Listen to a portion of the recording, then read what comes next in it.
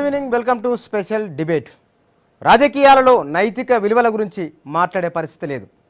డబ్బులుండి ప్రాబల్యం ఉన్న కులమైతే చాలు రాజకీయాలను తమ వెంట తిప్పుకోవచ్చు. మొత్తం రాజకీయాలనే సెంటర్ పాయింట్గా ఉండొచ్చు, రాజకీయాలను తిప్పుకోవచ్చు, కులం కుర్చీ రెండింటిని ఏకకాలంలో నడిపించవచ్చు. నిన్న రేవంత్ రెడ్డి ఇష్యూలో జరిగింది అదే. నిన్న జరిగింది ఏమిటో ఒకసారి ఆయన మాట్లాడిన వీడియో ఫుటేజ్ ఒకసారి చూద్దాం.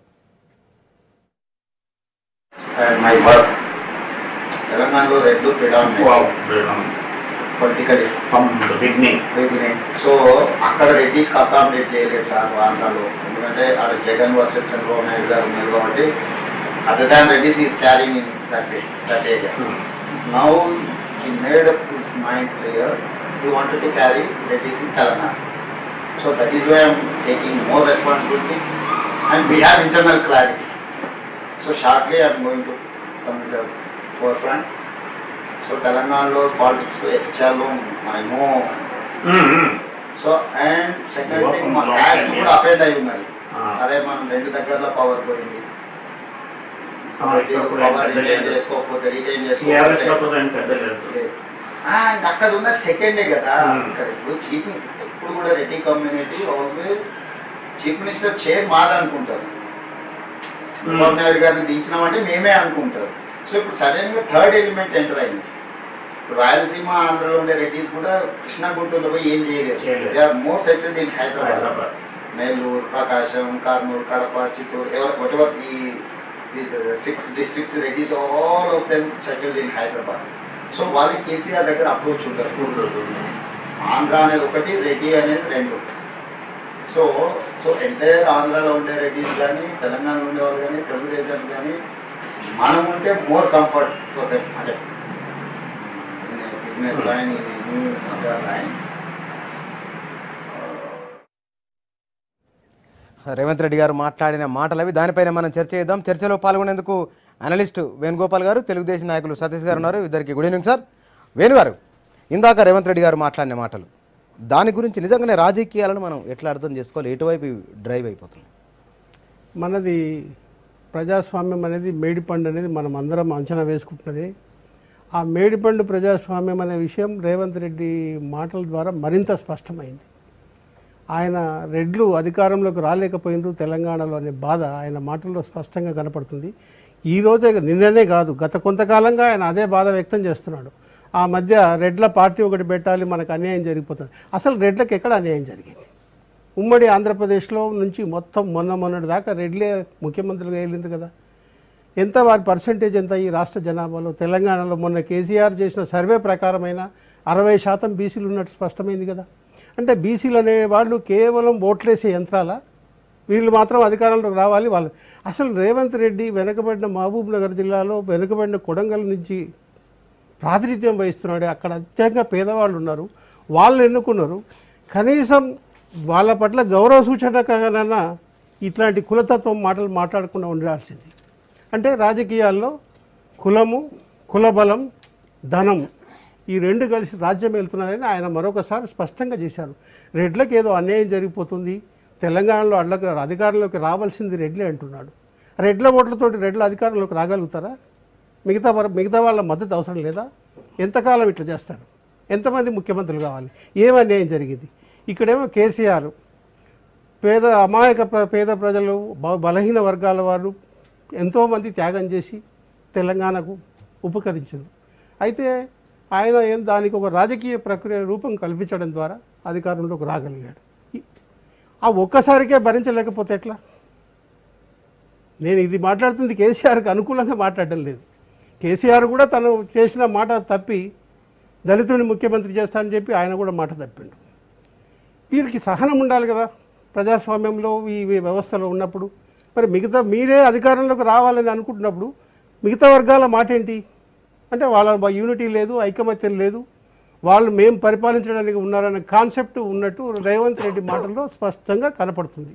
ఇది నిజంగా ప్రజాస్వామ్యానికి అవమానకరమైన మాటలు, చాలా దుర్దినం లాంటి మాటలు.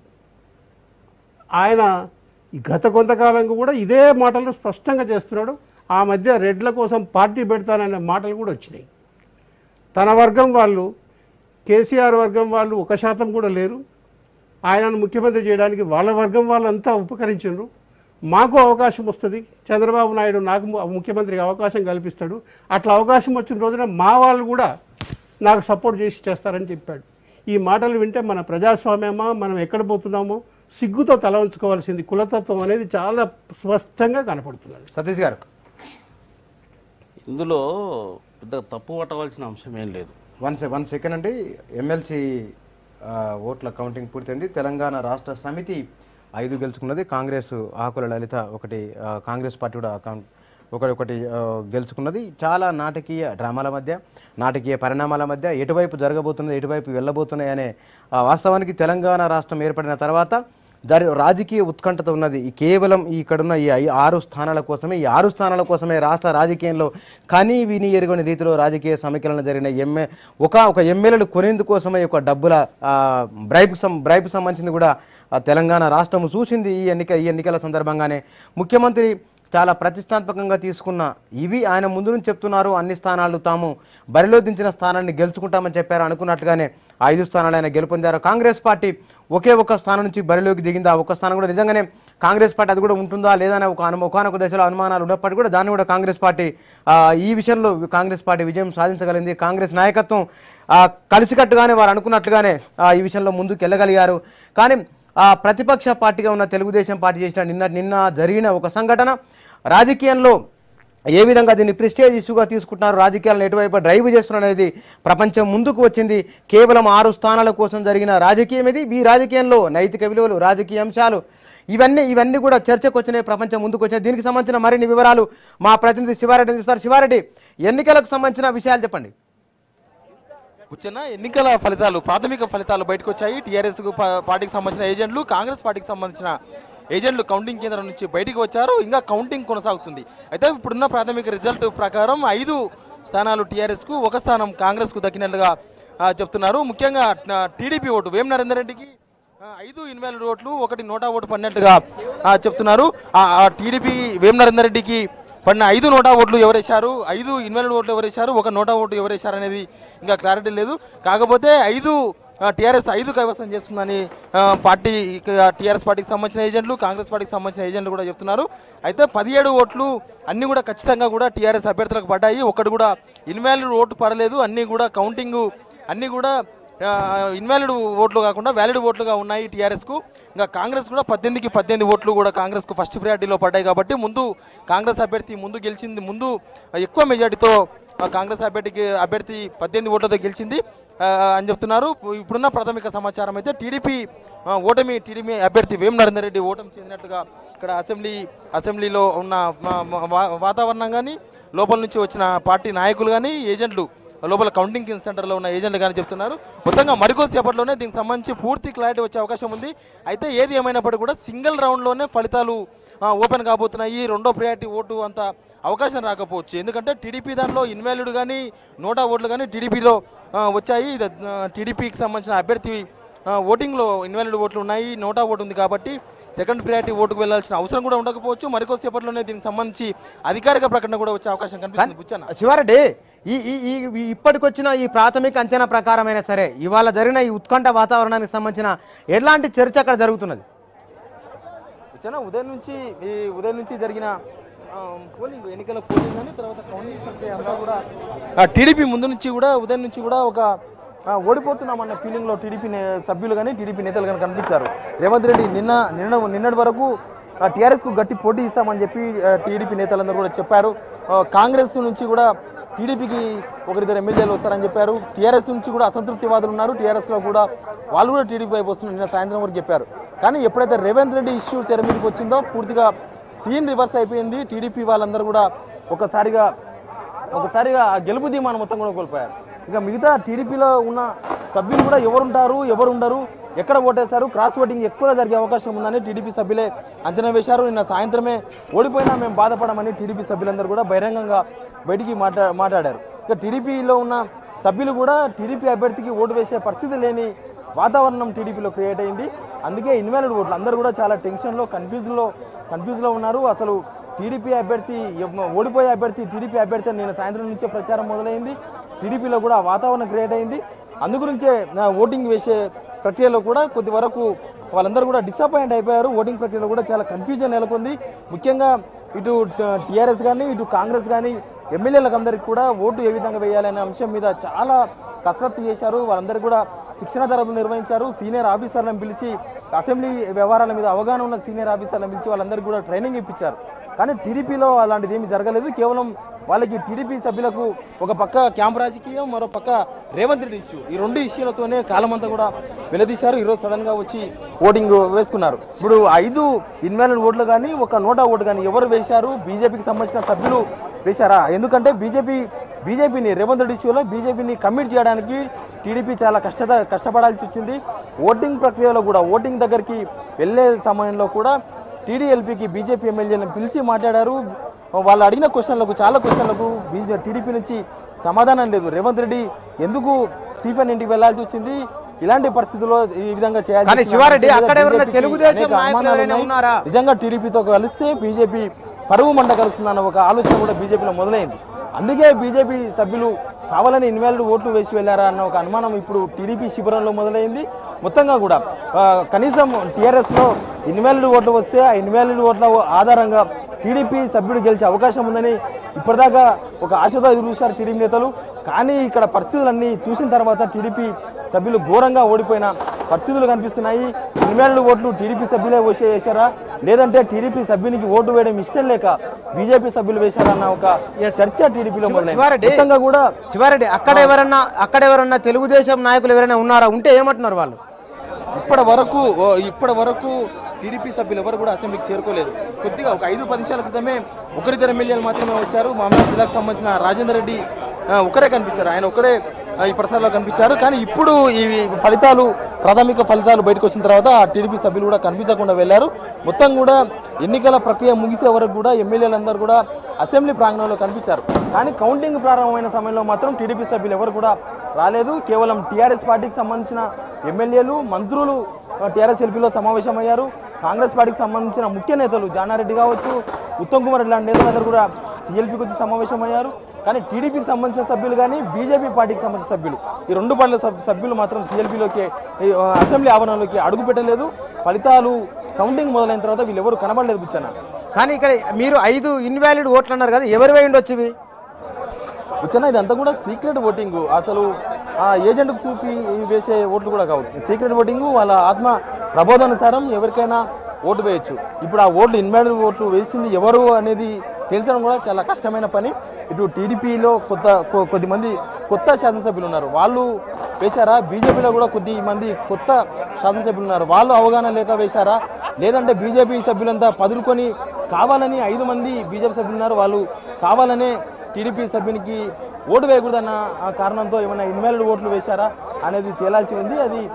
అది దానికి ఒక ఎవరు ఇన్వాలిడ్ ఓటు వేశారు, ఎవరు నోటా అంటే అభ్యర్థి ఇష్టం లేని వాళ్ళు ఎవరు, ఏ అభ్యర్థి కూడా ఇష్టం లేని వాళ్ళు వేసే నోటా ఓటు కూడా వేశారు. అది లెక్కించడం కానీ అది గుర్తించడం కానీ చాలా కష్టమైన పని బుచ్చన్న.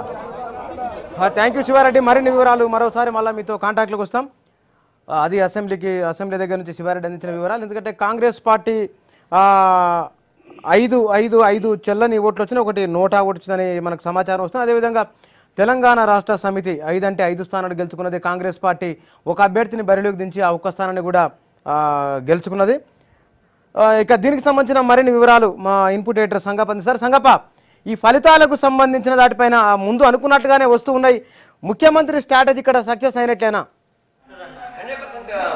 ముందు నుంచి కూడా సీఎం కేసీఆర్ ఈ ఇష్యూలో అంటే ఒక స్ట్రాటజీతో వెళ్తున్నారు. ఆయన ఒకవేళ అందరూ టీడీపీ ఓట్లు 5 ఓట్లు చెల్లకుండా పోయాయి, 5 ఓట్లు చెల్లకుండా పోయినటువంటి పరిస్థితుల్లో వాళ్ళు చాలా సునాయాసం గెలిచిన పరిస్థితి ఉంది. అయినా కూడా ఇట్లా లేకుండా కూడా ఒకవేళ ఇది కాకుండా పోయినా కూడా ఆయన స్ట్రాటజీ ప్రకారం సెకండ్ ప్రయారిటీ ఓటుతోనే గెలిచే అవకాశం ఉందన్న భావనలో ఆయన ఉన్నారు. అదొకటి. రెండోది, ముందుగానే సీఎం వ్యూహం కావచ్చు, లేకపోతే వాళ్ళకు ఇప్పుడు జరుగుతున్న పరిణామాలు నచ్చ కావచ్చు, మొత్తానికి వాళ్ళ కారణం ఏదైనా కూడా ఇద్దరు సిపిఎం సభ్యులు వాళ్ళు దూరంగా ఉన్నారు పోలింగ్కి. కాబట్టి 17 ఓట్లతోనే ఒక ఎమ్మెల్సీ గెలిచే అవకాశం కలిగింది, ఒక ఓటు తగ్గింది. దాంతో నిజానికి టీఆర్ఎస్ కు ఉన్నటువంటి సంఖ్య ప్రకారం వాళ్ళ లెక్క చూస్తే కూడా ఇప్పటివరకు 63 మంది టీఆర్ఎస్ ఎమ్మెల్యేలు, వాళ్ళ సొంతంగా 2 బీఎస్సీ సభ్యులు, ఆ తర్వాత 7 మద్దతు ఇస్తున్నటువంటి ఎంఐఎం, ఆ తర్వాత 11 మంది బయట నుంచి వచ్చిన వాళ్ళు, ఇంక్లూడింగ్ మాధవరం కృష్ణ మొన్న జాయిన్ అయినటువంటి వ్యక్తి, తర్వాత నామినేటెడ్ ఆంగ్లో ఇండియన్ సభ్యుడు స్టీఫెన్సన్, వీళ్ళందరూ కలుపుకుంటే 85 మంది ఉన్నారు. వాళ్ళకి ఈజీగా 5 సభ్యులు గెలిచేంత పరిస్థితి ఆల్రెడీ సమకూరింది వాళ్ళకి. ఈ రాజకీయంగా వాళ్ళు ప్లాన్ చేసుకోవడం వల్ల కావచ్చు, అక్కడ ఏర్పడిన పరిస్థితుల వల్ల కావచ్చు. దాంతోపాటు నిన్న రాత్రి జరిగినటువంటి అనూహ్య పరిణామాల వల్ల పరిణామాలు చూసి కావచ్చు, లేకపోతే ఇంకేదో పరిస్థితి, బీజేపీ మొత్తానికి ఇందులో ఇరుక్కోకూడదు, ఈ అవినీతి చట్టం కావచ్చు, లేకపోతే ఆమె ఎమ్మెల్యే కొనడం అమ్మడం ఈ చట్టం ఇరుక్కోకూడదు అనుకుంటుందో ఏమనుకుందో తెలియదు. కానీ మొత్తానికైతే బీజేపీ కావచ్చు, లేకపోతే ఎవరైనా జనరల్ గా అక్కడ అసెంబ్లీలో బయట జరిగితే అయితే బీజేపీ సభ్యులే వాళ్ళు నోటా వేశారేమో అన్నట్టు చర్చ కూడా జరుగుతుంది. అదొకటైతే. రెండోది, సరే బీజేపీ వాళ్ళు వేసారా లేదా చర్చ ఉంటే, మరోవైపు టీడీపీ వాళ్ళకి మాకు పోలింగ్ కూడా నిర్వహించలేదు. వాళ్ళు నిజానికి చాలా పక్కడవంతో ఉన్నటువంటి టీడీపీ ఈసారి ఈ హడావుడ పడిపోయి వాళ్ళు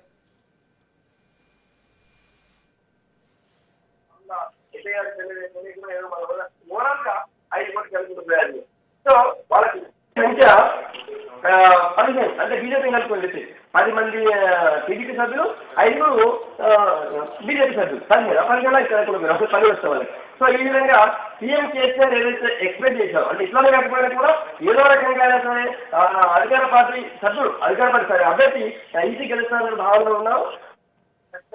సో ఈ విధంగా 5 ఎమ్మెల్సీ సీట్లని 5 ఎమ్మెల్సీ సీట్లని వినాయకంగా అధికార పార్టీ గెలిచి కాంగ్రెస్ పార్టీకి వాళ్ళు 10 మంది ఉన్నారు, వాళ్ళకి కావాల్సిన 17 ఓటే వినాయకంగా ఆకుండా చూచారు. Okay, thank you Sangappa. అది ఫలితాలకు సంబంధించిన వివరాలు అవి. ఇక డిస్కషన్లోకి వద్దాం. మనతో పాటు డిస్కషన్లో జాయిన్ అవుతున్నారు కాంగ్రెస్ నాయకులు పేట రమేష్ గారు. రమేష్ గారు గుడ్ ఈవినింగ్ అండి. సతీష్ గారు, ఇందాక వేణుగోపాల్ గారు అన్నది మీరున్నారు, ఆయన ఆర్గ్యుమెంట్ ఎట్లా రెస్పాండ్ అవుతారు?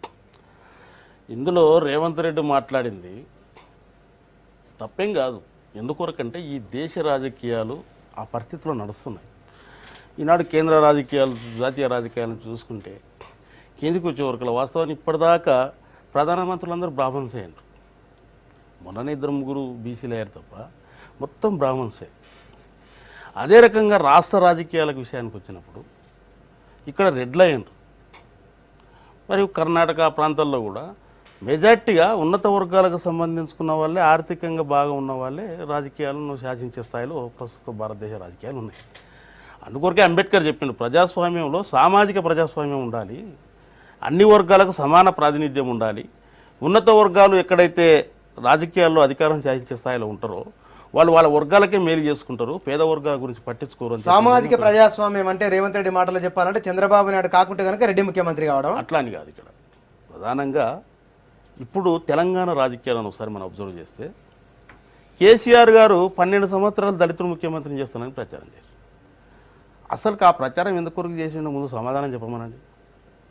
అంటే దళితుడు ముఖ్యమంత్రి చేస్తానని చెప్తేనే నాకు ప్రజలందరూ నా వెంపటి నడుస్తారు, నా రాజకీయ ప్రాబల్యం అనేది ఖచ్చితంగా నెరవేరుతుందని చెప్పేసి అనే ఒక లక్ష్యంతోన వాస్తవానికి వెలమాస్ అందరూ కూడా కూడుకొని తెలంగాణ ఉద్యమాన్ని ఒకరోజు తెలంగాణ ప్రాంతంలో ఈ దొరలు అంటే వెలమాస్ ఎవరైతే ఉన్నారో కొంత చరిత్ర వెనక్కి చూస్తే ఇక్కడ చాలా కమ్యూనిస్ట్ ఉద్యమాల ప్రభావాలు ఉన్నాయి.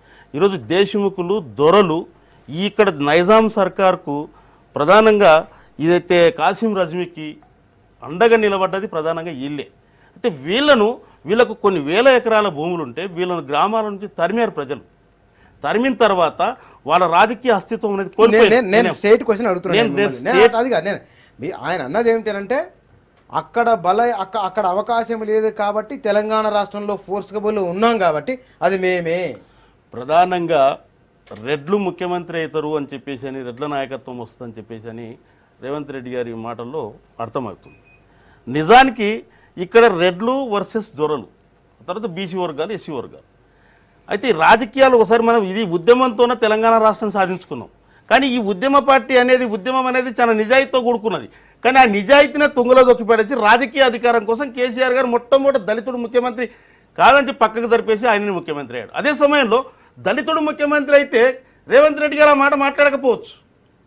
దళితుడు ముఖ్యమంత్రి అయితే రేవంత్ రెడ్డి గారు ఆ మాట మాట్లాడకపోవచ్చు. ఎందుకొరకంటే రేవంత్ రెడ్డి గారు ఒక సామాజిక కోణంలో ఉన్న వ్యక్తి. అతడు బీసీలను ఆదరిస్తారు, అతడు ఎస్సీలను ఆదరిస్తారు, మాదిగలను ఆదరిస్తారు. వాస్తవానికి అతనికి రెడ్డి ఫీలింగ్ అనేది ఎంతవరకు ఉందో ఎంతవరకు లేదో కానీ, కాకపోతే అతను చాలా స్పష్టంగా సామాజికంగా ఉంటాడు. అతను అభివృద్ధి విషయంలో కానీ ఏ వర్గానైనా కూడా ఉంటాడు. కానీ కేసీఆర్ గారు మోసం చేసి ఒక విలమైన ముఖ్యమంత్రి అయినప్పుడు 0.5% ఉన్న వాళ్ళు ఇక్కడ ముఖ్యమంత్రిగా ఉన్నారు. వాళ్ళు ఆర్థికంగా రాజకీయంగా వాళ్ళ ఆధిపత్యాన్ని పెంచుతున్నారు. వాళ్ళను రాజకీయంగా ధీటుగా ఎదుర్కొనే సత్తా రెడ్లకే ఉందని చెప్పేసి అని ఎందుకొరకు అంటున్నానంటే నేనేమంటున్నానంటే మేము మోసపోతున్న వాళ్ళం. నిజంగానే చైతన్యమే కానీ నిజంగా దళితుల రాజకీయ చైతన్యం ఉంటే కేసీఆర్ గారు ఈరోజు ఆ కుర్చీలో కూర్చోలేడు. కానీ ఈరోజు ప్రధానంగా మోసానికి పేద వర్గాలు బలహీన వర్గాలు ఎప్పుడు కూడా మోసానికి గురవుతుంటాయండి. సార్ మాట్లాడుతూ ఒక మాట అన్నాడు బీసీల గురించి.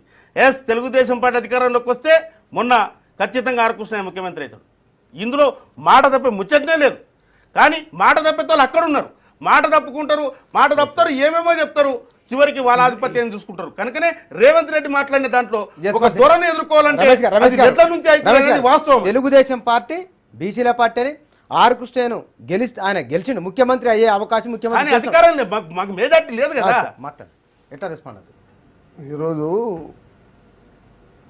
బైసాబ్ చాలా ఉద్రేకపూర్వకంగా మాట్లాడేది కొంత నిజాయితీ ఉంది. ముఖ్యంగా ఈ తెలంగాణ ప్రాంతము దాని చరిత్ర తీసుకుంటే కొన్ని వందల ఏళ్ళు నైజాం పాలన కింద నడిచిన పరిస్థితి. నేను స్టేట్ అడుగుతున్నది, చంద్రబాబు నాయుడు ఆర్ కృష్ణయ్యను ముఖ్యమంత్రి తెస్తని నిలబెట్టి పోటీలో ఆయనను బీసీల పార్టీ ఇది బీసీల కోసం అది మీ దాంతో ఏకీభవిస్తారు ఆ స్టేట్మెంట్తోని? చంద్రబాబు నాయుడు బీసీలను ముఖ్యమంత్రి చేస్తాడా చేయడా అనే విషయాన్ని ఇప్పుడు కేసీఆర్ గారు వచ్చి దళితుని చేస్తానని చేయలేదు. ఏం చేస్తాం ఇప్పుడు కాని దాని గురించి డిస్కస్ చేయడం ఆయన నిజంగా కూడా రూలింగ్లోకి వచ్చి క్రిస్టియన్ చేసిండా చేయలేదు దాని మీద వాస్తవంగా టోటల్గా రాజకీయంగా బీసీలను అణగదొక్కుతున్నారు. నేనంటున్నా ఒక ముఖ్య విషయం, ఆనాడు దాదాసాహెబ్ అంబేద్కర్ గారు కూడా బీసీలకు కూడా రిజర్వేషన్లు కల్పిస్తే ఈరోజు వాస్తవానికి సమాజం ఒక రీతిగా నడిచే పరిస్థితిలో ఉండే. కానీ అక్కడ ఏం జరిగిందో ఎట్లా జరిగిందో తెలియదు. కానీ బీసీలకు కూడా ఆనాడే రాజకీయంగా వాళ్ళకి శాసనసభలో కానీ అక్కడ కానీ వారికి రిజర్వేషన్లు ఎస్సీలకు కల్పిస్తే మాత్రము ఈ దేశం ఒక సస్యశ్యామలంగా ఉండే. ఎందుకు ఈ కింద ఫ్లక్చువేషన్ ఎందుకున్నారంటే ఇంకా అటువంటి కోణం లోపల జరగలేదు కాబట్టి అటువంటి పరిస్థితులకు అనుకూలంగా ఈ పరిస్థితులు లేవు కాబట్టి ఎందుకంటే మెజారిటీ ఎక్కువ ఉంది, పేదరికము ఎక్కువ ఉంది. దానిలో ఈ ఉడుదుడుకులు అనేటివి కూడా ఏమైనా సంక్షేమ పథకాలు కానివ్వండి ఏ చేసినప్పటికీ కూడా స్టేబుల్గా ఎందుకు రావడం లేదంటే ఇక్కడ లోపాలు ఉన్నాయి. చట్టసభలల్లో రాజకీయంగా ఉన్నోళ్ళు ఇప్పుడు అన్నాడు ఎవరైతే చట్టసభలు ఉంటే ఆ వర్గానికి కొంచెం న్యాయం జరుగుతుంది. వాస్తవం బీసీలు ఎంతమంది ఈరోజు బీసీలకు కేసీఆర్ గారు 50% ఇస్తాను, 5% ఇవ్వలే.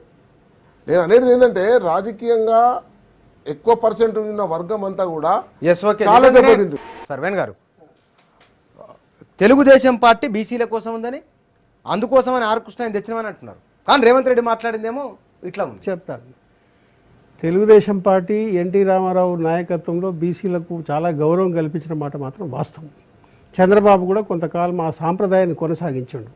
అయితే మొన్న రాష్ట్ర విభజన జరిగిన సందర్భంలో ఆర్ కృష్ణయ్య బీసీ నాయకుడు కాబట్టి ఆయనను ముఖ్యమంత్రిగా ప్రకటిస్తే లాభం చేకూరుతుందని ఆయన ఆశింటూ ఉండొచ్చు, అందులో తప్పేం లేదు. అందుకే ముఖ్యమంత్రిని ప్రకటించాడు. అయితే అనుకున్నంత రిజల్ట్స్ రాలేదు. కొంతకాలం ఈ తర్వాత ఏమైంది, వాళ్ళ పార్టీ అంతర్గత కృష్ణయ్య దూరం జరిగినట్టుగా మనకు స్పష్టమవుతున్నది చంద్రబాబుకు. ఎందుకంటే అసెంబ్లీలో వాకౌట్ చేస్తే వాకౌట్లో పాల్గొనకపోవడం, నిన్న మహానాడులో పాల్గొనకపోవడం, రేవంత్ రెడ్డి చాలా దగ్గర అయ్యిండు. రేవంత్ రెడ్డి సిద్ధాంతం ప్రకారం ఇప్పుడు చెప్తున్న మాటల ప్రకారం, రాత్రి ఆయన చెప్పిన మాటల ప్రకారం తెలుగుదేశం అధికారంలోకి వస్తే ఆయనను ముఖ్యమంత్రిగా చేస్తానని చంద్రబాబు వాగ్దానం ఇచ్చినట్టుగా మనకు ఇండికేషన్స్ కనపడుతున్నాయి. నేనేమంటానంటే ఈయన పోతే ఆయన పోతే ఈయన, మిగతా మరి 80% మంది ప్రజలు ఏం కావాలి, వాళ్ళు ఏకం కావద్దా? అసలు తెలంగాణ ఎట్లా వచ్చింది? సామాజిక తెలంగాణ కోసం జరిగిన ఉద్యమంలో 1200 మంది బడుగు బలహీన వర్గాల వాళ్ళు ఆత్మ బలిదానం చేశారు. మరి వాళ్ళ త్యాగాలన్నీ వేస్టా? సోనియా గాంధీ వాళ్ళ బలిదానాలను ఆపాలనే తెలంగాణ ఇచ్చింది. కానీ దురదృష్టం ఏంటంటే ఈ కాంగ్రెస్ వాళ్ళు చివరి నిమిషం వరకు, తెలుగుదేశం వాళ్ళు రేవంత్ రెడ్డితో సహా తెలుగుదేశం వాళ్ళు కాంగ్రెస్ వాళ్ళు తెలంగాణ ఊసెత్తకుండా పదవులు కాపాడుకోవడానికి ముఖ్యమంత్రులు వెంబడి కూర్చున్నారు. కిరణ్ కుమార్ రెడ్డి కూడా భయపడి కూర్చున్నారు. కొంతమంది ఎంపీలు అరెస్ట్ అయ్యి జైలుకు పోతే ఇక్కడ మంత్రులు ఉండే వాళ్ళు నోరెత్తలేదు, కిరణ్ కుమార్ రెడ్డి వాళ్ళని రిలీజ్ చేయలేదు. అందుకని రేపు ప్రజలు ఏమనుకున్నారు, సోనియా గాంధీ మీద సింపతి ఉన్నప్పటికీ రేపు తెలంగాణకు మేము ఆమెకు ఓటేస్తే ముఖ్యమంత్రి ఆమె కాదు కదా, వీళ్ళే అవుతారు కదా, మళ్ళీ ద్రోహం చేసిన కాంగ్రెస్ నాయకులు అవుతారు. రేవంత్ రెడ్డి కూడా తెలంగాణ కోసం ఉద్యమించలే, ఏం మాట్లాడితే ఏమొస్తుందో చంద్రబాబుకి ఎక్కడ కోపం వస్తుందని వాళ్ళు కూడా అక్కడ ఎర్రబెల్లి దేవత అక్కడ కూర్చున్నారు. మరి ఈ పరిస్థితుల్లో సామాజిక తెలంగాణ ఉద్యమానికి అర్థం పడతం లేదా? ఇవి సతీష్ మాది గారు చెప్పిన వాదన కరెక్ట్ కాదు. రెడ్లను వెలమవాళ్ళని దించాలంటే రెడ్లు కావాలి, రెడ్లను దించాలంటే వెలమవాళ్ళు కావాలి. ఇదేనా? ఇంకో నేను చెప్తాను, ఇక్కడ కాంగ్రెస్ పేట రమేష్ గారు ఈయన వాదన సమర్థిస్తున్నాడు. అసలు ఈ రాష్ట్రంలో రెడ్లకు ఇంత అధికార బలం కట్టబెట్టింది కాంగ్రెస్ పార్టీ. ఆంధ్రప్రదేశ్ అంటే రెడ్లు వరుసగా సంజీవరెడ్డి, బ్రహ్మానంద రెడ్డి మధ్యలో పివి చెప్తా అదే నేను చంద్రశేఖరరావు నేను సపోర్ట్ చేయడం లేదు. బ్రహ్మానంద రెడ్డితో పివి నరసింహన్ 2 సంవత్సరాలు కూడా బతకనీయలే. ఎందుకంటే భూ సంస్కరణలు తెచ్చిండు పేదల మేలు కోసం. బీసీలకు 80% 80 టికెట్లు ఇచ్చిండు అసెంబ్లీలో. జయాంధ్ర ఉద్యమం పెట్టి నరసింహరావు దిగిపోయేదాకా ఆగలేదు. నరసింహరావు మీరు ఇప్పుడు చెప్పండి. ఇప్పుడు ప్రధానంగా నేను ఇంకా చెప్పేది ఉంది ఒక మళ్ళీ వస్తాను. ఇప్పుడు ప్రధానంగా రేవంత్ రెడ్డి గారు తన పార్టీ నిర్ణయం కాదు మాట్లాడింది, తన వ్యక్తిగతంగా తన క్యాస్ట్ యొక్క విషయాలను అతనికి వివరిస్తున్నాడు. అతడు మేము ఇట్లా ఉన్నాము, సమీకరణలు ఈ రకంగా ఉన్నాయి, ఇటు ఉన్నాయి, రెడ్ దొరలను మేము రాజకీయంగా ఎదుర్కోవాలనుకుంటే రెడ్లే ఇక్కడ బాగుంటుంది అని చెప్పేసి అని వివరణ ఇచ్చాడు కదా, పార్టీ నిర్ణయం కాదు. వాస్తవానికి తెలుగుదేశం పార్టీ ప్రధానంగా తెలంగాణలో బీసీలకు, ఎస్సీలకు అందరికీ కూడా ఈరోజు వాయిస్ మాది వినపడుతుంది బయటికంటే, వాక్ స్వాతంత్రం మాకు వచ్చిందంటే, అంబేద్కర్ గారు మాకు హక్కు కల్పించాడు. కానీ రాజకీయంగా సామాజికంగా వాక్ స్వాతంత్రం వచ్చిందంటే, రాజకీయాల గురించి మాట్లాడే హక్కు వచ్చిందంటే అది తెలుగుదేశం గురించే. అది ఎవరైనా సరే గుణమే చేసుకోవాలి. అదే రేవంత్ రెడ్డి ఆర్ కృష్ణని ముఖ్యమంత్రి చేస్తాను ఎందుకని లేదు నిన్న. అయితే ఇక్కడ ఏందండి, తను మాట్లాడుతూ ఇప్పుడు ఈ మొన్న జరిగిన ఎన్నికలలో ఆర్ కృష్ణయ్య గారిని మేము ముఖ్యమంత్రి చేస్తానన్నాం. ఇక ఇప్పుడు పోయింది, ఇక లేదు అని చెప్పేసి అనేది కాదు కదా. మన Revanth Reddy not a decide person.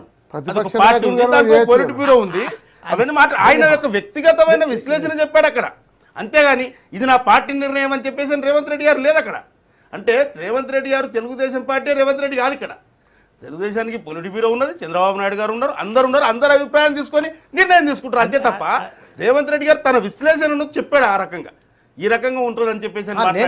నేనేమంటున్నంటే ఆ విశ్లేషణలో ఆర్ కృష్ణయ్య పేరు, ఆ విశ్లేషణలో ఎల్ రమణ పేరు ఎందుకు లేదు? ఒక మాట చెబుతున్నా సార్, గురిగింద రాజకీయాలు చేస్తున్న మా టీఆర్ఎస్ పార్టీ ఈరోజు 63 మంది ఎమ్మెల్యేలు ఉండి 85 దాకా పోయి ఈరోజు 6 మందిని నిలబెట్టి 5 గెలుచుకొని వాళ్ళు ఎంతమందికి ఎంత బేరసారాలు పెట్టారు, ఏం చేసి అంటే ఎంత హిప్నటైజ్ చేస్తున్నారు జనాలను, ఎంతమంది ప్రజాప్రతినిధులు ఏ రకంగా చేస్తున్నారు. ఈ జరుగుతున్న తతంగంలో ఎదుటి వ్యక్తికి ఒక నమ్మకాన్ని కలిగించడానికి కోసం మన రేవంత్ రెడ్డి ప్రయత్నం చేశాడే తప్ప అదొక పార్టీ నిర్ణయంగానో ఇంకోటని కాదు అక్కడ. అని ఆయన ఏం చెప్పాడు అక్కడ, రెడ్లు ఈ రకంగా వస్తారు, దొరలను ఎదుర్కొనే సత్తా రెడ్లకు ఉందని చెప్పాడు. ఎస్, నేను దాన్ని అప్రిషియేట్ చేస్తాను. ఎందుకొరకంటే రాజకీయంగా ఈరోజు మమ్మల్ని మోసం చేసిండు కేసీఆర్, బీసీలను మోసం చేసిండు. ఎందుకొరకు? ఒక ఇంట్లో అంటే ఒక కులానికి 4 మంత్రి పదవులు ఉన్నాయి, కానీ 55% ఉన్న బీసీలకు 6 ఉంటే 0.5 ఉన్నోనికి 4 ఉన్నాయి. దీన్ని ఎవరికి ప్రశ్నించాడు? మహిళలకు అసలు స్థానమే లేదు.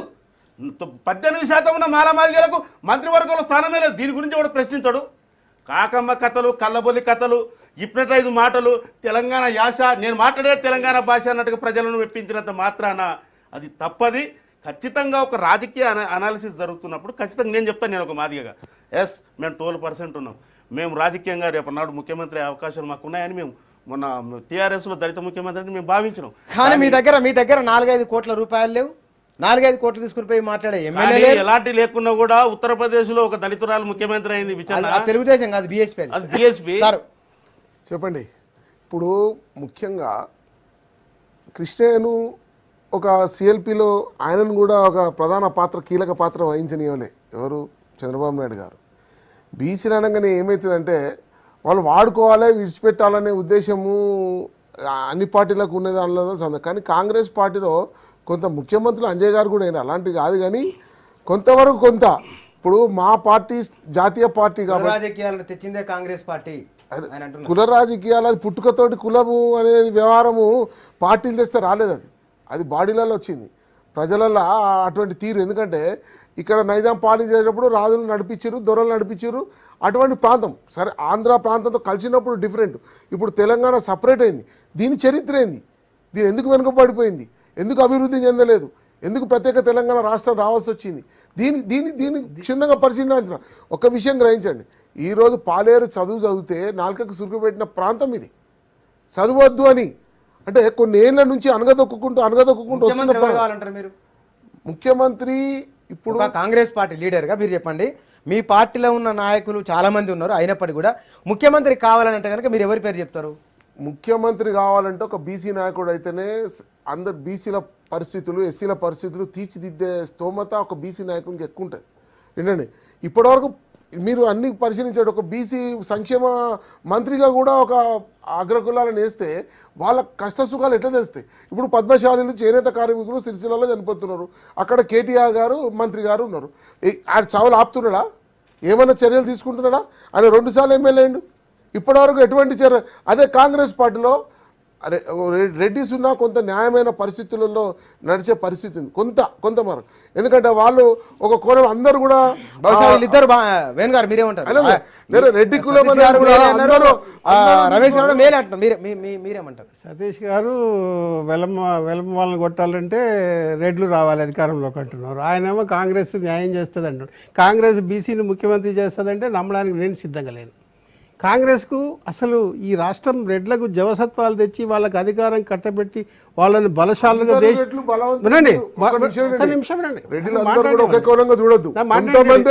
నేను మీరు మాట్లాడుతుంటే అడ్డం పడలేదు.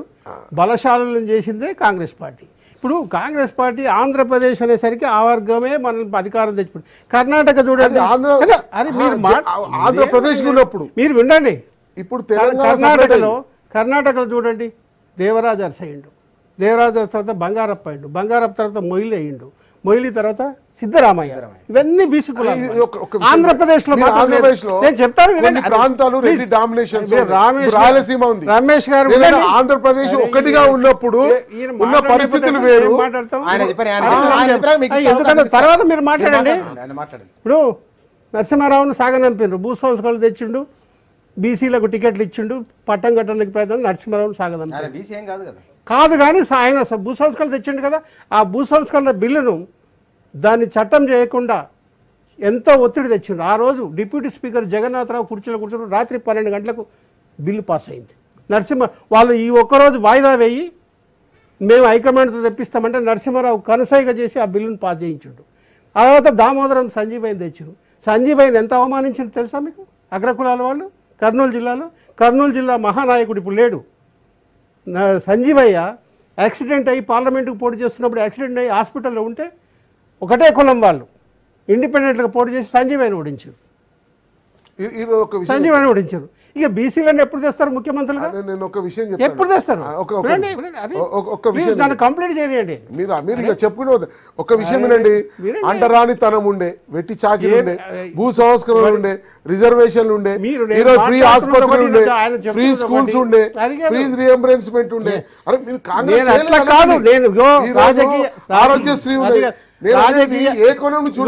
రాజకీయ సాధికారతనే ఏ వర్గానైనా ఉద్ధరిస్తుంది.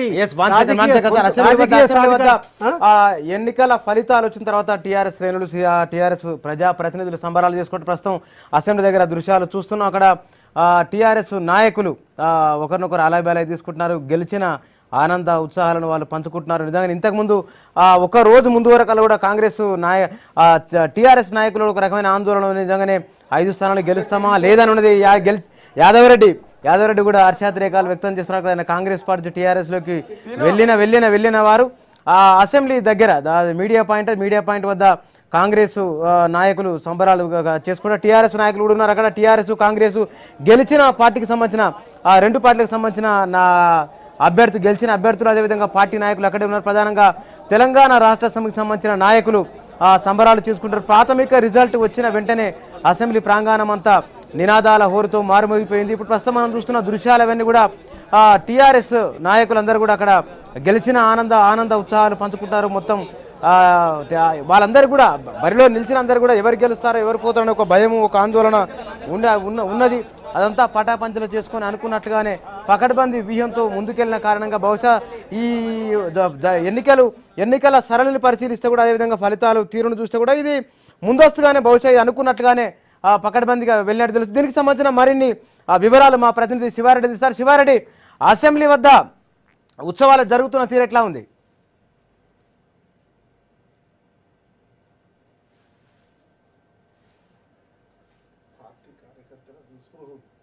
ఎమ్మెల్యే కోట ఎమ్మెల్సీ ఎన్నికల ఫలితాలు ఆల్మోస్ట్ వెల్లడయ్యాయి. కేవలం అధికారిక ప్రకటన మాత్రమే మిగిలింది.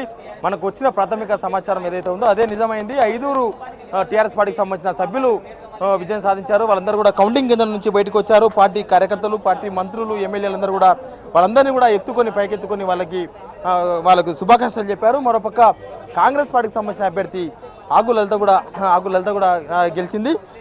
టీడీపీ పార్టీకి సంబంధించిన వేం నరేందర్ రెడ్డి ఓటమి చెందారు. ముఖ్యంగా వేం నరేందర్ రెడ్డికి 9 ఓట్లు మాత్రమే నమోదైనట్లుగా తెలుస్తుంది. ముఖ్యంగా 15 మంది 10 టీడీపీ 5 బీజేపీ ఈ 15 ఓట్లు వేం నరేందర్ రెడ్డికి పడాల్సి ఉన్నది. కానీ 1 నోటా ఓటు పడింది. టీఆర్ఎస్కు సంబంధించిన ఎమ్మెల్యేలందరూ కూడా టీఆర్ఎస్ అభ్యర్థులకు ఓట్లు వేశారు. కాంగ్రెస్ కోటాలోని ఎమ్మెల్యేలందరూ కూడా కాంగ్రెస్ అభ్యర్థికి ఓటు వేశారు. కానీ టీడీపీకి పడాల్సిన 15లో 1 నోటాకు వెళ్ళింది. అది ఎవరు వేశారనేది కనుక్కోవడం కొద్దిగా కష్టమైన. మరోపక్క 5 ఇన్వాల్డ్ ఓట్లు పడ్డాయి. 5 ఇన్వాల్డ్ ఓట్లు ఎవరేశారు, టీడీపీ సభ్యునికి ఎవరేశారు అనేది కూడా ప్రస్తుతానికి చెప్పలేని పరిస్థితి నెలకొంది. ఇక టీఆర్ఎస్ ముందు నుంచి కూడా 5 మంది అభ్యర్థులను గెలిపించుకోవడానికి కసరత్తు చేసింది. వాళ్ళందరికీ ఎమ్మెల్యేలకు కొత్త ఎమ్మెల్యేలు అయినప్పటికీ కూడా వాళ్ళందరికీ ట్రైనింగ్ ప్రోగ్రాంలు 2 రోజులు ట్రైనింగ్ ప్రోగ్రాం ఏర్పాటు చేసి గ్రూపులుగా ఒక్కొక్క అభ్యర్థికి 17 మంది ఎమ్మెల్యేలు వచ్చే విధంగా గ్రూపులుగా డివైడ్ చేసి వాళ్ళందరినీ కూడా శిక్షణ, వాళ్ళందరినీ ఓటింగ్ ఏ విధంగా పాల్గొనాలి, ఓట్లు ఏ విధంగా వేయాలనే అంశం మీద కసరత్తు చేసి టీఆర్ఎస్ నాయకులు గెలిచిన అభ్యర్థులు ఏమంటున్నారు? గెలిచిన అభ్యర్థులు ఇదంతా కూడా కేసీఆర్ వ్యూహంలో భాగము. కేసీఆర్ అందరిని కూడా ఎమ్మెల్యేలందరినీ కూడా ఒక తాటిపైకి తీసుకొచ్చి అందరినీ కూడా ఎమ్మెల్సీ ఎన్నికల్లో సక్సెస్ఫుల్గా ఎక్కడ కూడా ఇన్వాలిడ్ ఓట్లు, చెల్లని ఓట్లు లేకుండా అందరికీ కూడా శిక్షణ ఇవ్వడము, కేసీఆర్ కాన్సన్ట్రేషన్తోనే ఈరోజు గెలిచామని చెప్తున్నారు. వాళ్ళందరూ కూడా ఇక్కడ నుంచి గన్పార్క్ అమరవీరుల స్తూపానికి బయలుదేరారు. గన్పార్క్ అమరవీరుల స్తూపం దగ్గర 5 గెలిచిన అభ్యర్థులు కూడా అమరవీరుల స్తూపానికి నివాళులర్పించి మళ్ళీ అక్కడ నుంచి ఇక్కడికి వచ్చి సంబరాలకు ప్రిపేర్ అవుతున్నారు. ముఖ్యంగా ఇంకా కాంగ్రెస్ పార్టీకి సంబంధించిన అభ్యర్థి ఆగు లలిత అయితే ఇంకా కౌంటింగ్ కేంద్రంలోనే ఉంది. కౌంటింగ్ పూర్తిగా వస్తుంది. ఇంకొక 15-20 నిమిషాలు అధికారిక ప్రకటన వస్తుంది. అధికారిక ప్రకటన తర్వాత ఆగు లలిత ఇక్కడికి వచ్చి ఇక్కడ నుంచి గాంధీభవన్కు ర్యాలీగా వెళ్ళి అక్కడ సంబరాలు చేసుకునేందుకు కాంగ్రెస్ నేతలు ప్లాన్ చేస్తున్నారు. టీడీపీ సభ్యులు మాత్రం అసెంబ్లీ ఆవరణలో 2-3 మాత్రమే కనిపిస్తున్నారు. వివేక్ గౌడ్, రాజేందర్ రెడ్డి ఇద్దరు కనిపించారు. ప్రకాష్ గౌడ్ కూడా కనిపించారు. వాళ్ళలో ఒక కన్ఫ్యూజన్ నెలకొంది. నేను సాయంత్రం రేవంత్ రెడ్డి ఇష్యూ తర్వాతనే ఈ కన్ఫ్యూజన్ మొదలైందని చెప్పాలి. రేవంత్ రెడ్డి ఇష్యూ రాకముందు వరకు కూడా టీడీపీ గెలుపుధీమా వ్యక్తం చేసింది. 15 మంది సభ్యులు ఉన్నారు, 15 ఓట్లు పడబోతున్నాయన్న ఒక గెలుపుధీమా వ్యక్తం చేసింది. కానీ రేవంత్ రెడ్డి ఇష్యూ తర్వాత మొత్తం ఎమ్మెల్యేలందరూ కూడా ఒక భయాందోళనకు గురయ్యారు. ఒక ఓటింగ్ ఏ విధంగా వేయాలన్న విషయంలో వాళ్ళకి శిక్షణ ఇచ్చే సమయం కూడా దొరకలేదు. నేను ఫలితాలపైన ఎవరైనా లీడర్లు ఏమైనా కామెంట్ చేశారా? బుచ్చన్న ఇప్పుడు నాయన్ నరసింహారెడ్డిని కలిశారు. టీడీపీ ఎమ్మెల్యేలు ఇద్దరు టీడీపీ ఎమ్మెల్యేలు రాజేందర్ రెడ్డి, వివేక్ గౌడ్ ఇద్దరు కూడా నాయన్ నరసింహారెడ్డిని ఇక్కడే కలిశారు.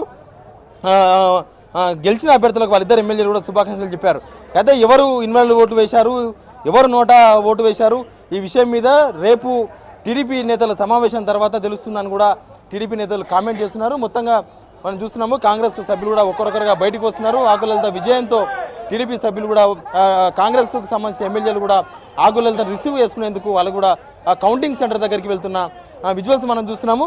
మొత్తంగా కూడా ముందు నుంచి ఏదైతే నిన్న మారిన రాజకీయ పరిణామాల తర్వాత రాజకీయ వర్గాల్లో చర్చ జరిగిందో అవే రిజల్ట్ రిఫ్లెక్ట్ అయింది బుచ్చన్న. కానీ కాంగ్రెస్ నాయకులు ఒక అభ్యర్థి కాబట్టి ఒక్క అభ్యర్థి కూడా గెలుస్తుందా లేదని కొన్ని అనుమానాలు ఉన్నాయి. ఇప్పుడు ఎట్లా ఫీల్ అవుతున్నారు వాళ్ళు? ఎవరైనా మాట్లాడారా మీతో? అంటే ఇప్పుడే బయటకు వస్తున్నారు. ఆగు లలిత గెలుపు అనేది ఇప్పుడు కాంగ్రెస్లో ఆ అభ్యర్థి మీద అనేక అసంతృప్తులు, ఒక గ్రూప్ రాజకీయాలు, మరోపక్క ఇవన్నీ ఉన్నాయి. ఆగు లలితకు ఓటు వేసేందుకు కొద్దిమంది ఎమ్మెల్యేలు ఒప్పుకోలేదు. మనం చూస్తున్నాము ఆగు లలితను కూడా తీసుకొని వచ్చారు, మీడియా ముందుకు వచ్చారు. వాళ్ళందరూ కూడా సోనియా గాంధీ జిందాబాద్ అంటూ నినాదాలు చేస్తున్నారు. మరోపక్క కాంగ్రెస్లో ఎప్పుడు కూడా గ్రూప్ రాజకీయాలు, ఎప్పుడు ఎవరి మాట ఎవరు వినరు. అసలు కాంగ్రెస్ అభ్యర్థి గెలుపు అనేది చాలా కష్టం అనేది కనిపించింది. కానీ నిన్న క్యాంపుకి వెళ్ళిన తర్వాత వీళ్ళ మధ్య ఒక ఐక్యత ఉదయించింది. వీళ్ళందరూ కూడా క్యాండిడేట్ని గెలిపించాలి, హైకమాండ్ గిఫ్ట్గా ఇవ్వాలి. తెలంగాణ ఇచ్చిన తర్వాత వీళ్ళకు ఇంతవరకు కూడా ఒక గెలుపు కూడా వీళ్ళకు సాధించలేకపోయారు. తర్వాత చాలా ఎలక్షన్స్లో ఎప్పుడు ఓటమి చెందుతూ వచ్చారు. మరోపక్క PCC chief Uttam PCC president అయిన తర్వాత మొట్టమొదటి ఎలక్షన్స్ ఆయన కూడా ఎలాగైనా గెలవాలి, ఆయన సత్తాను హైకమాండ్కి చెప్పుకునేందుకు ఆయన కూడా అందరిని ఎమ్మెల్యేలను కోట్ చేసుకునే ప్రయత్నం చేశారు. సిఎల్పీ నేత జానారెడ్డి కూడా చాలా స్లోగా ఉన్నారు, టీఆర్ఎస్కు మద్దతుగా ఉన్నారు, ఆయన టీఆర్ఎస్ వైపు మాట్లాడుతున్నారని చాలామంది కంప్లైంట్ చేశారు హైకమాండ్కు. ఇప్పుడు ఈ ఎమ్మెల్యేలందరినీ కూడా సంఘటితం చేసి నిలబడిన ఒక్క అభ్యర్థిని కూడా గెలిపించుకునే విషయంలో జానారెడ్డి కూడా సఫలీకృతమయ్యారు. ఈ విజయాన్ని గిఫ్ట్గా సోనియా గాంధీకి పంపిస్తామని కాంగ్రెస్ వాళ్ళు చెప్తున్నారు. బుచ్చన్న, కానీ మనం అక్కడ ఎవరితో మాట్లాడించే అవకాశం ఉందా? శివారెడ్డి, ఆకుల లలిత, అదేవిధంగా ఉత్తమ్ కుమార్ రెడ్డి, గీతారెడ్డి, బట్టి విక్రమార్క, జీవన్ రెడ్డి చాలా మందిని అక్కడ ఉన్నట్టు ఎవరితో మనం మాట్లాడే ప్రయత్నం చేసే అవకాశం ఉందా? అక్కడ చిన్న అవకాశం లేదు. మనకు వాళ్ళకి మధ్యలో 3 అంచెల భద్రత ఉంది. లీడర్స్కు మీడియాకు మధ్య చాలా గ్యాప్ ఉంది. వాళ్ళు మన దగ్గర రాలేరు, మనం వాళ్ళ దగ్గర. అసెంబ్లీ ప్రాంగణం అంతా పోలీస్ టైట్ సెక్యూరిటీ, కానీ అక్కడ అసెంబ్లీ ప్రాంగణం మొత్తం సంబరాల వాతావరణం కనబడుతున్నది. అంటే ఇంకా ఎవరు ఎక్కువగా అందులో పాల్గొంటున్నారు? బుచ్చన్న, సారీ, అసెంబ్లీ ప్రాంగణం మొత్తం ఆనందోత్సాహాలతో ఉంది కదా. టీఆర్ఎస్ నాయకులు ఇంకా ఎవరెవరు ఉన్నారు అక్కడ? టీఆర్ఎస్ అభ్యర్థుల వెంబడి మంత్రులు, ఎమ్మెల్యేలు అందరూ కూడా గన్ పార్క్ వెళ్ళారు. బుచ్చన్న, గన్ పార్క్ వెళ్ళి అమరవీల స్తూపానికి నివాళులర్పించి మళ్ళీ అసెంబ్లీ ఆవరణలోకి వచ్చి సంబరాలు చేసుకునేందుకు టీఆర్ఎస్ నేతలు సిద్ధమయ్యారు. కాంగ్రెస్ నేతలు ఇప్పుడే బయటకు వచ్చారు. అభ్యర్థి గెలుపు తర్వాత కౌంటింగ్ కేంద్రం నుంచి అభ్యర్థి ఆకులతో తీసుకొని బయటకు వచ్చారు. వీళ్ళు కూడా gun park. Thank you Shiva. MLC రిజల్ట్కి సంబంధించిన వివరాలు ఇక డిస్కషన్లోకి వద్దాం మనం. రమేష్ గారు, ఇందాక మీరు అన్నారు, వేణుగారు అన్నారు, కాంగ్రెస్ పార్టీ కుల రాజకీయాలను ప్రోత్సహించి ఒక సామాజిక వర్గానికి అది ఎక్కువ అవకాశం ఇచ్చిన కారణంగా బహుశా రేవంత్ రెడ్డి అంత ధీమాగా మాట్లాడగలిగిండు అనేది. ఈ విషయంలో ఒక విషయాన్ని గ్రహించాల్సిన అవసరం. ఆంధ్రప్రదేశ్ ఉన్నప్పుడు వ్యవహారం అది వ్యతిరేకం. ఎందుకంటే అక్కడ రాయలసీమ అనేది ఒక రెడ్డి వర్గం అక్కడ స్ట్రాంగ్ ఉండే, అక్కడ నుంచి ఎక్కువ మంది ముఖ్యమంత్రులు రావడము. అయినప్పటికీ కూడా తెలంగాణ ప్రాంత విషయం లోపల, తెలంగాణ అభివృద్ధి కాంక్షించే నాయకుల లోపల చాలామంది ఉండిరి, దానిలో అదేం లేదు. కానీ రాజకీయ కోణం నుంచి తెలంగాణ ప్రాంతం అభివృద్ధి జరగకపోవటానికి గల కారణాలు చాలా ఉన్నాయి. ఈరోజు రైతులు అయినప్పటికీ, ఎందుకంటే కొన్ని వేల పంపులతో మాట్లాడుతా, కాంగ్రెస్ పార్టీ ఇక్కడ ఉమ్మడి రాష్ట్రంలో కానీ వాళ్ళ తెలంగాణ రాష్ట్రంలో కానీ ఒక బీసీని ముఖ్యమంత్రి చేయడానికి రెడీగా ఉందా? 100%. ఎందుకంటే ఒక విషయం చెప్తాను, ఈరోజు భారతదేశ చరిత్రలో మనము ఏ దౌర్భాగ్య పరిస్థితుల్లో ఉంటామంటే, అంటరానితనం లాంటి, వెట్టి చాకీర్ లాంటి జమీందారు విధానాలు రద్దు చేశాం, భూ సంస్కరణ చేశాం, రిజర్వేషన్ కల్పించాం, ఫ్రీ ఆస్పత్రులు,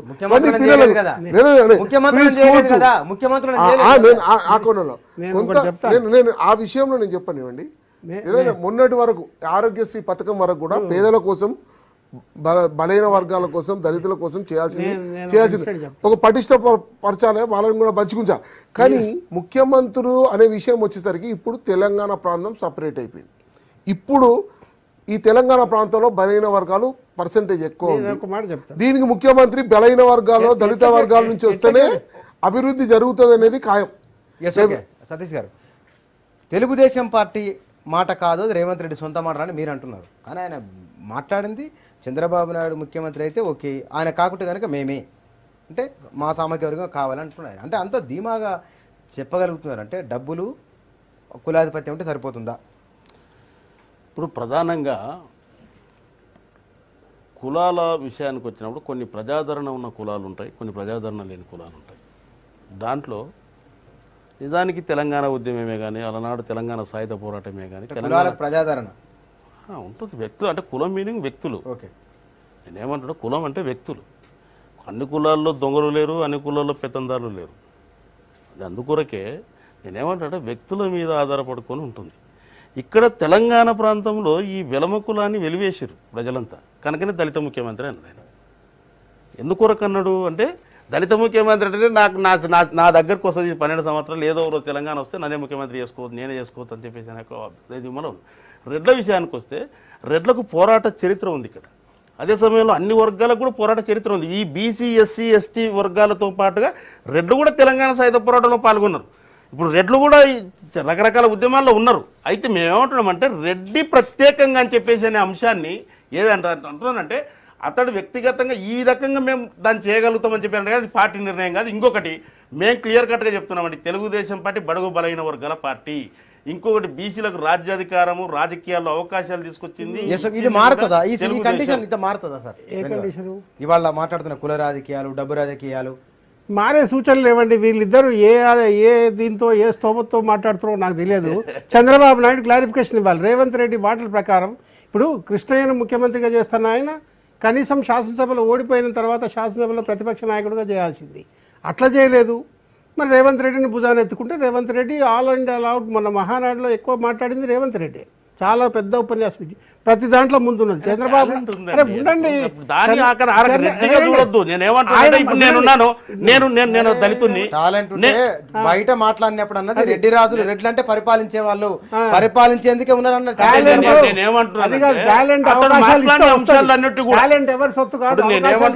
సార్. ఇప్పుడు వాస్తవానికి రేవంత్ రెడ్డి మాట్లాడే ప్రతి అంశాలు అట్లా వ్యక్తిగతమైన సామాజిక కోణాలు ఉంటూనే రాజకీయ ఆధిపత్యాన్ని ఏ రకంగా ఎదుర్కోవాలని